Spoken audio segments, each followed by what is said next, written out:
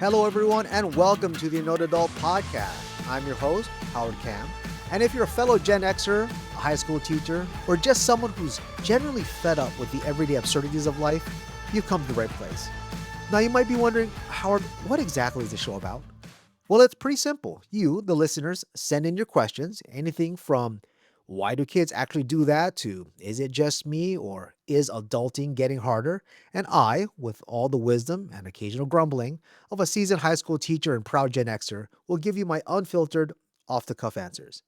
So if you're ready for some real talk, a few laughs, maybe even a moment of, yep, I feel that, then stick around. Let's dive into the glorious, perplexing world of being an annoyed adult. All right, let's get into our first question. If there were no repercussions, what's one thing you wish you could say to parents? Frequently I get called into these meetings. It's like a parent teacher conference about their kid. And, you know, kids are kids, right? I bitch about kids, I bitch about their generalized behaviors. But in reality, what I would just want to focus on are the parents. And I want to tell some of these parents, like, are you incompetent as a parent? Are you deeply incompetent at home that you cannot help your child read or write or have basic critical thinking skills or anything like that? Like what is up with that? Why are you in this meeting and why is your child suffering, right? Are you just such a terrible shit parent? That's what I really want to say. Because we see parents come in and I watch them come in and it's the way they dress and their demeanor isn't great at all. And you can tell that they don't care if their child is really succeeding or not. And that drives me fucking nuts. Like, take some personal responsibility for your child. Do they have the resources at home? Like, instead of buying your giant vapes and lifting your truck or getting, big speakers put in your car, why don't you take that money and then go ahead and, invest in your child's education? Get them a tutor, get them out and about, take their phone away, stop letting them watch movies till 10 o'clock at night, have them read, have them talk, go for walks in the park, learn a trade, take your kid to work if you have a job. You know what I mean? I want to just rail into these parents sometimes, and I can't because they're okay. To be fair, they're probably struggling too as parents because as parents, they probably had shitty parents too. It's true. We have this generational cycle, right? Like, you get crapped on, that person gets crapped on, next person, next person gets crapped on, and it just goes down the road. I remember years ago we had a parent come in, and this parent, had was wearing like a low cut blouse top and her boobies are popping out. I'm like, we are at school. Like, your daughter's in this meeting. We're all here and everyone's staring at your chest. Come on, man. Like, we are in school. Or like the dad or the mom walks in and they reek of cigarette smoke or they reek of that vape flavor, like that scent, like that heavy strawberry, heavy scent. Like, oh my God. Oh my God. The worst is I watched a kid get dropped off at school, and then as the door opens and the window rolls down, this giant vape cloud comes out of the car. I'm like, were you just smoking in the car with your kid? And then we expect, the kid to behave? No, man, because you're a shitty parent. Yeah, that's what I like to say. If there are no repercussions, you're a shitty parent. And your kid sucks because you're shitty. Your kid is just learning from what they see at home. Okay, our next question is, would you be comfortable if your old student texted to ask if you are at school the next day because you wanted to visit? So this person wants to visit their old teacher, and since they're, back in town, uh, I have students constantly visit me in the end or the beginning of a school year. Then they've graduated and then, they wanna come back and say hi. That makes me feel great. As a teacher, that makes me feel fucking awesome because they wanna come, they wanna say hi to you, they miss you, and they wanna share what they've been doing. That's awesome. I have several students that I think about, and I see them outside at the mall sometimes, and they talk about, the things that they've been up to. Oh, recently I saw a student, that I haven't seen since I've did a brief stint at an elementary school, and she was like 21 now, and she's traveling the world, and I saw her at Costco, and she's like, "Oh my god, Mr. Cam, how are you doing?" I'm like, "How's it going?" I haven't seen her since she was a little kid, and seeing her now in college being successful, and she was on summer break, she was in Costco, uh, and that's I know she's not coming back to a high school where I work with and say hi, but that same point. Like I miss seeing these kids. I miss talking to them, and then I want to always look forward to what they're doing in the future. But even some students that have graduated in the past, like if they texted me and said, "Hey," uh, or emailed me and said, "Can I come visit?" I'm like, "Yeah, man, come visit. Come say hi." Like I think teachers love that. Like, if you're a student and you want to visit an old teacher that you really enjoyed his or her class, I think they would really enjoy that. They would dig it. I haven't met a single teacher yet that says, "Fuck no, no way." Right? I have not met a single teacher that has said that. And I still think about, even as a 50-year-old, I still think about some of the awesome teachers that I had when I was in high school. I think about my old counselors. I think about my old marine biology teacher. I remember my old teacher, Mrs. Nishimoto. She really understood uh, how to, how to teach me when I was really struggling with the content. I don't know what grade this was. At 10th grade, 11th grade, maybe. Who knows? But I remember her, and I remember the way that she was very patient with me, and she took care of me. She's like, "Howard, you gotta do this way or this way," and I remember that.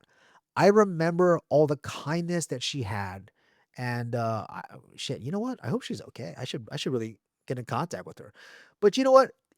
Yeah, going back to the question, if you wanna visit your old teacher, they're not gonna have a problem with it. I certainly don't. I don't have a problem with that at all.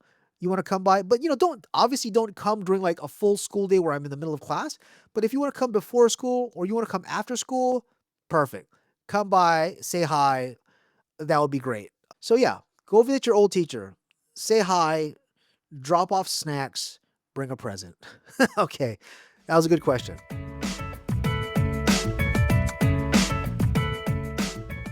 All right. I like this next question. Is homework really necessary? What do you think works best? So I always have this little scenario that I love to play in my classrooms because I don't give homework. I give projects, and projects, you can work on them at home if you want to. But if we're defining what homework is and what a project is, homework is something that you give and then you have to receive like a couple days later. My projects can take weeks. So up to a month, depending, right? So a project is something you're building toward. Homework is supposed to be this reinforcement tool of knowledge. But if the kids are taking good notes, then what is the purpose of homework anyway? We're just forcing them. So I always have the kids think about something. I go, close your eyes, and I want you to think about what is the best homework assignment you ever got that you were like, oh, that's great. And every kid that I've ever asked, their answer is always the same. It's like, none. None. I don't have this value, right? I mean, under the surface, homework is a reinforcement tool, like I've said. I get it. But what I do is I give a lot of quizzes that are in class that allow for the use of open notes. So if they take in good notes and they study their notes, then they can do the quizzes and they're all going to pass. But I also give projects, and projects require you to use all the notes that you've written in school or in my class to complete the project because I love long projects. I think project based learning is probably the best way to have a kid do something. So I teach programming, if you don't already know, and I have the kids build things like video games. I have them build text adventure stuff. I have them build quizzes. I have them build like tools that you could actually use on the outside, right? I have them build like tools to help them solve their own other problems. And so when the kids are doing programming, they are building this, and they have a thing at the end that they have to build toward. And the process of spending all that mental energy building toward the end is much more effective than having a one-off homework assignment that probably isn't helping the kid at all. So, is homework really necessary? Not in my class, and I don't think it's really necessary at all. If you just give the kids in-class quizzes and then have them reinforce their notes, like have them do note checks, so what I do is I pair other kids with other students and I have them do note checks to make sure like, oh yeah, these are all the notes I'm supposed to have, and then these are all the samples I'm supposed to have. So if they've coded their samples, if they have good notes, then there's really no need for homework. That's just a time waster, in my opinion, just wasting that kid's time, right? But if you have them build something toward the end, I think that's more valuable and that's probably more important. All right, our next question is not teacher related. Uh, it says, my dad abandoned us 10 years ago. Now he's dying and wants me to take care of him. And so the story is when this person was 15 years old, their dad disappeared, no contact, no goodbye. And this person's mom raised them alone, single mom, working multiple jobs. And then out of the blue, this person gets a call. It says, oh, he's dying and then he's sick. And that's all he has left, right? So this person, he's angry, and he's wondering, should I, go say hi to his dad and then like take care of him? And so the question is really more clarified: do I owe him anything? Should I meet him for closure or just let it go? Damn, man, this is kind of a bummer question, but yeah, let's do it. Your dad bailed on you. I don't know how old you are now. Like if you got abandoned at 15, oh, so 10 years ago, so you're 25 now. Okay. So at 25 years old now and 10 years ago your dad abandoned you, do you owe him anything? Yeah, you're okay. Shit. Your dad is looking for closure. Your dad wants to close out his life by saying, "I want to see you uh because I'll be gone." And you know what? Do you owe him anything? No, you don't owe him shit. He bailed on you. You don't owe him shit. But if you think about it, what if the situation was reversed? Right? If you're a 25-year-old now and you have a child later on in the future, as an older adult and on your deathbed, do you want your children to at least say, bye to you, even if you had a good or bad relationship with them? Like I would be heartbroken, right? If my kids didn't say bye to me on my deathbed, but I'm not a negligent father. I didn't bail on my children. I still play with my kids, right? I love my kids. And so, you know, it's hard for me to be in this spot because I didn't bail on my children, but I understand your dad bailed on you. But I think, yeah, you you need to go close out. You have it. And you know what you should do at this very end of his life? I mean, have this honest conversation. Don't yell at him. Don't punch him in the face on his deathbed. But ask him. Ask him what happened. What happened in his life that he ran away from you guys? Is it depression? Did he have a psychotic break? Like what happened? You need closure as much as he needs closure, is what I'm saying. You need closure as much as he wants to tell you how much he probably misses you and he loves you. Look, you don't have to believe him, right? But I think you need to go see him to get this close out and say, look, I'm done. And at the end of his life, you now have closure yourself. You now have closure for yourself as he will have closure for himself. It's good, man. Let's heal it. Heal everything together. Let's do that. I'm curious. I would love to see a follow up to this. I would love to see a follow up to see what happens. Okay, this next question is, should I keep a photo of me and my first girlfriend? So this person wants to keep a photo of their first girlfriend because he had a lot of feelings for her and there was a lot of sentimental value, and he wants to know, what would my future girlfriend or my lifelong partner one day feel if they got the information that I'm saving a pic of my first girlfriend on a hard drive. Um okay.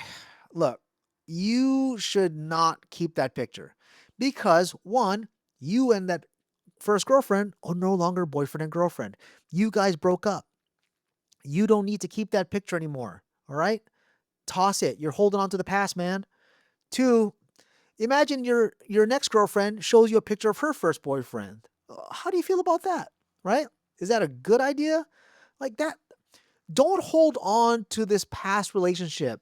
That's how you're going to get all spun out in your head and thinking, oh, you guys can get back together. As long as you hold on to that picture, you would probably feel that there's still hope. Don't do that. Let it go. You don't need that. That is going to be like this thing in the back of your head, like, oh, I have a picture of my first girlfriend, but this is my wife or my girlfriend now. Like, dude, how would you like it if your new girlfriend, just started talking about her ex every day, or every time you're out and about, you have this idea like, what is she thinking about? Is she thinking about her ex or she's thinking about me? Right? Don't do that. Get rid of that picture. Clear it out. Move on with yourself. I mean, this was a real simple question. Yeah, get rid of that fucking photo. Throw that shit away. It's not like she showed you the pictures of all the other guys that she was with, right? Don't do that to yourself, man. Or you have like really low self confidence. Get rid of it. Dump it. Delete it.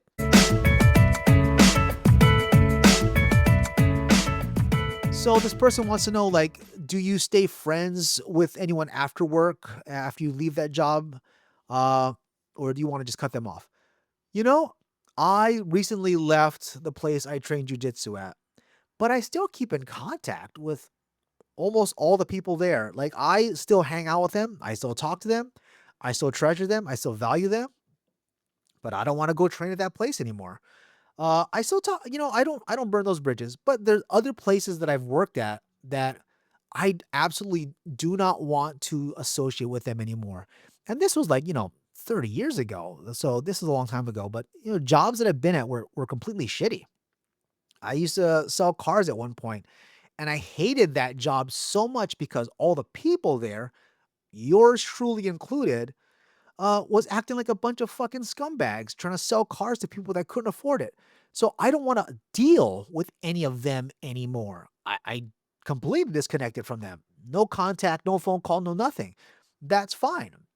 But I have to base it. And if you're talking about burning bridges, you got to really base it on what is the level of person that you want to hang out with, right? So not necessarily burning the bridge. But if there are still some people that you really enjoy talking to, you can still talk to them. Now, given you're not going to hang out with them as much as you used to for obvious reasons, you're not going to see them as much, you're not going to associate as much. And then when you guys finally do hang out, there's probably not going to be a lot that you guys are going to talk about because you don't have the same connective association anymore. Like when I see my old jujitsu friends, it's hard to talk about jujitsu because I don't do that with them anymore at that place. But it doesn't mean they're bad people. I really like them. But again, like I said at my other job, the other car sales job I had, I fucking hated that shit. And I don't think I could ever do that ever again. I don't think I could ever talk to those people ever again just based on the way they behaved, right? So, burning bridge, great. I would do it. I would do it if you hated that entire organization and you hated all the people. But if you don't hate anybody there and you still like some people there, don't burn that bridge. Like, just, you can still be friends with them. That's fine. That's part of growing up, man. It's part of being an adult. And that, my friends, is all the annoyed adulting we have time for today. Thanks for tuning in to the Annoyed Adult Podcast. I hope my unfiltered thoughts gave you a laugh, a nod of agreement, or at least made you feel a little less alone in your daily annoyances.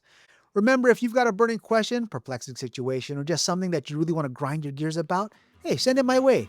You can find details on how to submit your questions in the show notes. And don't forget, you can find the Annoyed Adult Podcast on Spotify, Apple Podcasts, or wherever you get your podcast. All right, this is Howard Cam. I'll see you later. Stay annoyed, stay awesome, and I'll see you next time. Aloha.